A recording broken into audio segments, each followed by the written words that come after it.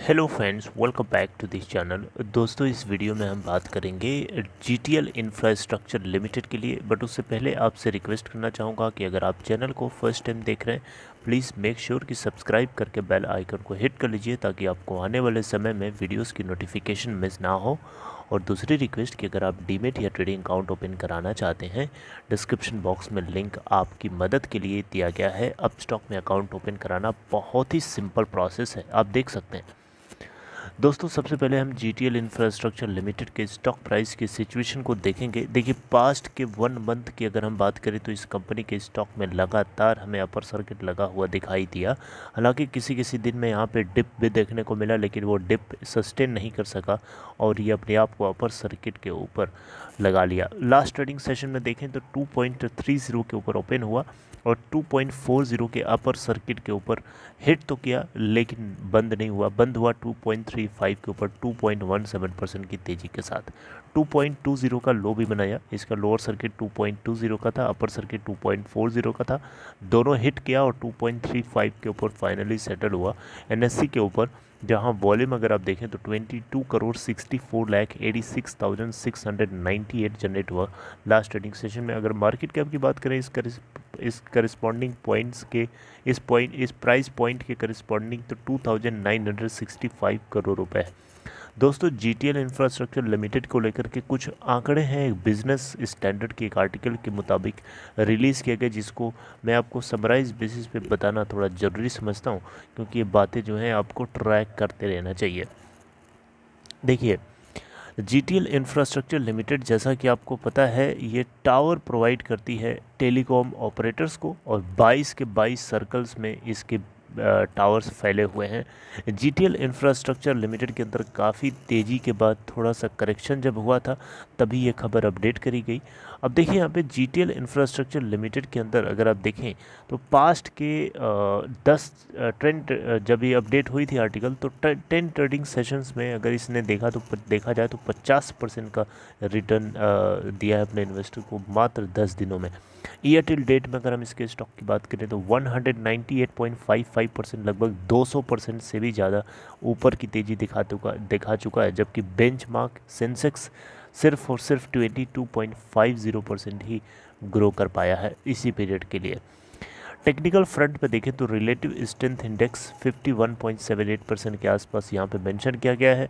51.78% बहुत ही ज़्यादा overbought zone और ओवरसोल्ड जोन के अंदर नहीं है, क्योंकि 70 से अबव अगर आरएसआई आता है तो ओवरबॉट और 30 से बिलो आता है तो वो ओवरसोल्ड होता है।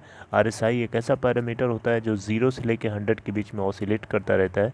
Higher the RSI value indicates the overbought zone and lower the RSI value indicates the oversold zone.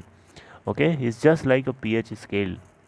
दोस्तों, यहाँ पे अगर हम देखें तो 50 दिन, 100 दिन और 200 दिनों के सिंपल मूविंग एवरेजेस को क्रॉस करके ट्रेड हो रहा है। देखिए, 50 दिनों का जो मूविंग एवरेज है ये 1.94 है, 1.96 है। 100 दिनों का जो मूविंग एवरेज है 1.75 है और 200 डेज़ का जो एक क्रूशियल सिंपल मूविंग एवरेज होता है 1.642 है।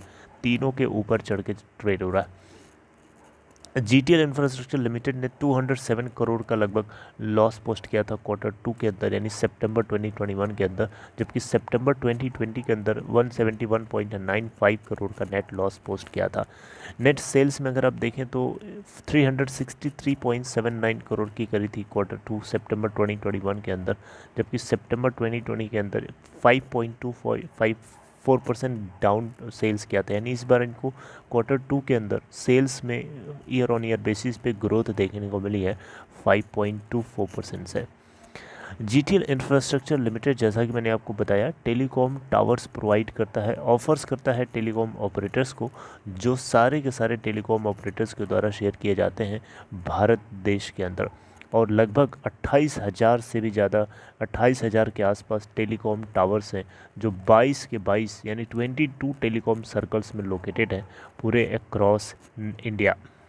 राइट, तो एक बहुत बड़ा इनके पास नेटवर्क है, बहुत बड़ी चेन है जीटीएल के पास। यहाँ इस कंपनी के साथ भी वही प्रॉब्लम है सुज़लोन की तरह, इसमें भी कैश क्रंच की प्रॉब्लम है, क्योंकि जो कैश आता है वो पूरा का पूरा डेट सर्विस में ही निकल जाता है। डेट इतना ज़्यादा है कि डेट मान लीजिए 100 है तो और ये जो अपने बिजनेस है जनरेट करते हैं वो 50 जनरेट करते हैं, तो 50 पूरा पूरा डेट में चला गया, अभी भी डेट बढ़ रहा है।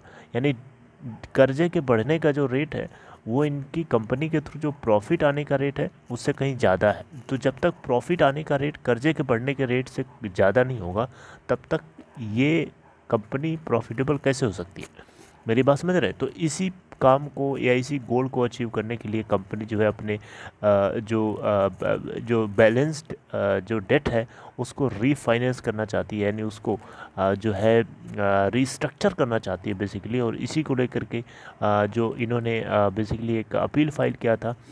एक्चुअली में देखिए बात कुछ ऐसी है दोस्तों कि यहाँ पे जो है GTL इंफ्रास्ट्रक्चर लिमिटेड चाहता है कि जो भी इसके डेट है, जो भी इसका कर्जा है, ये पूरा का पूरा कर्जा EARC यानी एनालिसिस एसेट रिकंस्ट्रक्शन कंपनी को बेसिकली असाइन करना चाहता है, ताकि इस डेट को ईजी से ईजी बनाया जा सके, सस्टेनेबल लेवल तक रिस्ट्रक्चर किया जा सके, जो आसानी से पे किया जा सके। और इसी को लेकर के इनको सुप्रीम कोर्ट से एक अप्रूवल चाहिए था। सुप्रीम कोर्ट में इन्होंने एक अपील फाइल किया था, लेकिन 15 दिसंबर 2021 को स्टॉक यहाँ पे कंपनी ने स्टॉक एक्सचेंज को अपडेट करते हुए बताया कि जो इन्होंने लिटिगेशन प्रोसेस चलाया था उसको सुप्रीम कोर्ट ने जो है यहाँ पे देखिए डिसमिस कर दिया। 14 दिसंबर को ये अपडेट करी गई, हालांकि 6 दिसंबर को ही अपेक्स कोर्ट ने ये जो है इंफॉर्मेशन पास कर दी थी, लेकिन अपलोड इसको 14 दिसंबर तक किया गया, तो आते आते थोड़ा लेट हो गया पता करने में। तो दोस्तों यहाँ पे जो कंपनी की तरफ से अप्रूवल पाने की कोशिश करी गई, जो प्रोसीडिंग चलाई गई, उसको डिसमिस कर दिया सुप्रीम कोर्ट ने।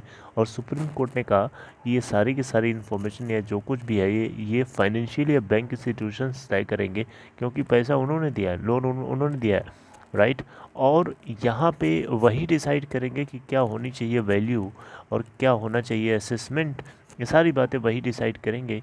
और उनके ऊपर है, चाहे तो वो एक्सेप्ट करें या चाहे तो वो रिजेक्ट करें, राइट। तो यहाँ पे स्टेटस क्यों एक ऑर्डर लगाया गया था सुप्रीम कोर्ट के द्वारा मार्च 6, 2020 को। देख सकते हैं कितना पुराना स्टेटस क्यों लगा हुआ था, और उसको अब जाकर के सुप्रीम कोर्ट ने वैकेट किया है, राइट। और डिसमिस करते हुए वैकेट किया, ये भी नहीं कि GTL को फेवर करते हुए। बहरहाल अब GTL इंफ्रास्ट्रक्चर का बोलना है कि ये अब बैंक से डायरेक्शन पाने के लिए तैयार है, बैंक से डायरेक्शन पाने के लिए वेट कर रहा है। यानी बैंक्स के ऊपर अब है, बैंक्स को लगेगा तो इसकी बात सुनी जाएगी, नहीं तो नहीं। अब इसमें NCLAT या NCLT भी सामने आ सकते हैं बीच में, क्योंकि नेशनल कंपनी लॉ ट्रिब्यूनल एक इंसॉल्वेंसी बैंक्रप्सी कोड 2016, इसीलिए यहाँ पे इसको तैयार किया गया ताकि इस तरीके की प्रोसेसेस को ये परस्यू कर सके। तो हो सकता है प्रोसीडिंग्स NCLT के अंदर भी चलाई जाए इस मुद्दे को लेकर के। मेनवाइल GTL इंफ्रास्ट्रक्चर लिमिटेड को लेकर के जो भी आगे अपडेट आएगी उसको मटेरियल इन्फॉर्मेशन कंपनी डिस्क्लोज करेगी, और मैं भी आप लोगों के साथ डिस्कस करूँगा। तो ये कंक्लूजन था ओवरऑल होल इन्फॉर्मेशन जो अभी तक हुआ है GTL इंफ्रास्ट्रक्चर लिमिटेड के अंदर टिल द डेट। आगे हम देखते हैं क्या होता है। तो दोस्तों अगर आपको ये अपडेट अच्छी लगी हो, सपोर्ट करने के लिए वीडियो को लाइक कर सकते हैं और अपना ख्याल रखिए। Take care.